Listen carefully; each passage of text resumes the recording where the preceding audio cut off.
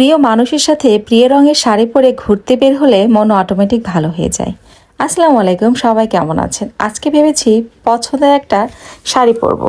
হুটহাট রেডি হওয়া, তেই তো পছন্দের একটা শাড়ি ছিল নীল কালার, সাথে নীল চুড়ি আর সাদা কালার একটা দুল। সিম্পল সাজবো, আমার নীল শাড়ি ভীষণ পছন্দ। আর নীল শাড়ি পরলে নাকি মন অটোমেটিক ভালো হয়ে যায়। এই তো সেজেছি, মেয়ে তো অনেক খুশি হয়ে গেছে। মেয়েকে বলেছি, মেয়ে বলছে কোথায় ঘুরতে যাবে, তো বলছে না তোমাকে কোচিংয়ে রাখতে যাব। তো মেয়েকেও রেডি করে দিয়েছি, কোচিংয়ে রাখতে যাব। আর মেয়েকে রেখে আমরা একটু হুন্ডাই করে একটু ঘুরবো। মানে প্রিয় মানুষের সাথে ঘুরতে কার না ভালো লাগে, আমারও ভালো লাগে। হুটহাট মনে হলেই রেডি হয়ে একদম ঘুরতে বের হলে মন অটোমেটিক ভালো হয়ে যায়। আর নীল শাড়ি আমার খুবই পছন্দ, নীল টিপ, নীল শাড়ি, নীল চুড়ি, সাদা কালার দুল, সাথে একটু খোপায় সাদা ফুল হলে আরও বেশি ভালো হতো, কিন্তু ফুল নাই। যাই হোক, তারপরে যেরকম আছে সেরকমই বের হয়ে পড়লাম হুটহাট রেডি হয়ে। তো মেয়েকে কোচিংয়ে নিয়ে যাবো, তো মেয়ে তো অনেক খুশি হয়ে গেছে আমাকে শাড়ি পরা দেখে, রেডি হওয়া দেখে। বাচ্চারা মনে হয় এমনই হয় মায়েকে সাজুগুজু করা দেখলে। তারপরে ভাবলাম চোখেতে কাজল দেওয়া হয়নি, একটু কাজল দিয়ে নিই। এই তো চোখে খুব সুন্দর করে একটা কাজল দিয়ে নিলাম। কাজল দিয়ে লোকটা একটু চেঞ্জ হয়ে গেল। এরপরে যে আমরা হুন্ডায় ঘুরতে বের হয়েছি, প্রচণ্ড গরম ছিল, আর গরমে কিন্তু হুন্ডায় ঘুরতে বেশ ভালো লাগে। খুব সুন্দর বাতাস, মন ভালো হয়ে যায়। আমার তো মন ভীষণ ভালো হয়ে গিয়েছিল। স্যার বাবা বলছিল তুমি এত খুশি কেন, কিন্তু আমার কেন যেন নীল শাড়ি পরলে মন অটোমেটিক খুশি হয়ে যায়, ভালো লাগে। এই যে রাস্তাটা খুবই সুন্দর, সবুজে ঘেরা, এই জন্য আরও বেশি ভালো লাগছিল হুন্ডায় ঘুরতে। তা আমরা শালপাই গিয়েছিলাম, মানে শেরপুরের শালপাই কে কে চেনেন, এই যে শালপাই ব্রিজে গিয়েছিলাম। এই শালপাই ব্রিজে আসলে গরমের সময় অনেকেই এসে বসে থাকে, সামনে দুইটা ব্রিজ একসাথে। সামনের ব্রিজে মানে রেস্টুরেন্ট আছে, রেস্টুরেন্ট করে রেখেছে। আর এখানে আমরা বসেছিলাম। এই ব্রিজটা, প্রথম ব্রিজটা ফাঁকা ছিল, তো এখানে বেশ ভালো লাগছিল।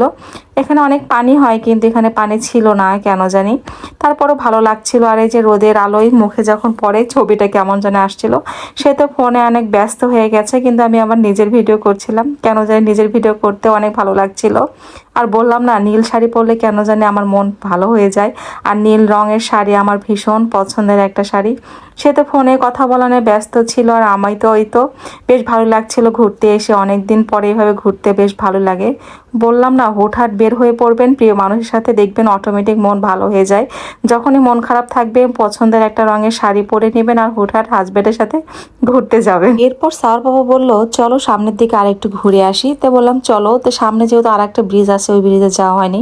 আর এখানে খুব সুন্দর পানিও আছে, এখানেও অনেক সুন্দর। আর এই সামনে কিন্তু খুব সুন্দর দুটো রেস্টুরেন্ট করেছে, এখানে ফুচকা, চা থেকে শুরু করে অনেক কিছুই পাওয়া যায়। সামনের ব্রিজে দুইটা ব্রিজ, এই শালপা ব্রিজের কাছে। তো এখানে আমরা এর আগেও এসেছিলাম অনেকবার। তো এই দিকতে তো বাবার বাড়ি যাওয়াই হয়, কিন্তু এই রাস্তাটা খুবই সুন্দর। ধুঁড়ের এই রাস্তাটা আমার কাছে খুবই ভালো লাগে, যেহেতু নতুন রাস্তা করেছিল। অনেকদিন হলে রাস্তা হয়েছে, কিন্তু রাস্তাটা সুন্দর। এরপরে বাস স্ট্যান্ড আসলাম, ফিরে এসে একটু এই যে তেঁতুল চা খেলাম। তেঁতুল চা খেতে বেশ ভালোই লাগছিল। সারা বলো চলো আমাকে চা খাওয়াই। তো বললাম চলো একটু চাটা খেয়ে মেয়েকে নিয়ে বাসায় ফিরবো। তো এই তো চাটা খাচ্ছিলাম, চাটা ভীষণ মজা ছিল। তেঁতুল দিয়ে, লেবু দিয়ে, আর একটু মরিচ দিয়ে কেমন করে যেন একটা চা বানিয়েছে। চাটা ভীষণ মজাই ছিল। তো চাটা খেয়ে ভাবলাম মেয়েকে নিয়ে যেতে হবে, সময় যেহেতু একটু ছিলই, কারণ মেয়ে 6:30টায় ছুটি হবে। তো আমরা যেহেতু সন্ধ্যায় ঘুরতে গিয়েছিলাম। এরপরে যে মাছ কিনলাম, মাছ টাছ কিনে মেয়েকে নিয়ে এখন বাসায় ফিরবো। এখন বাসায় ফিরে রান্না বান্না করতে হবে। ভালো লাগলে অবশ্যই ভিডিওটা ফলো দিয়ে পাশে থাকবেন, লাইক কমেন্ট শেয়ার করবেন। ভিডিওটা কেমন লাগলো সবাই জানাবেন। আল্লাহ হাফেজ।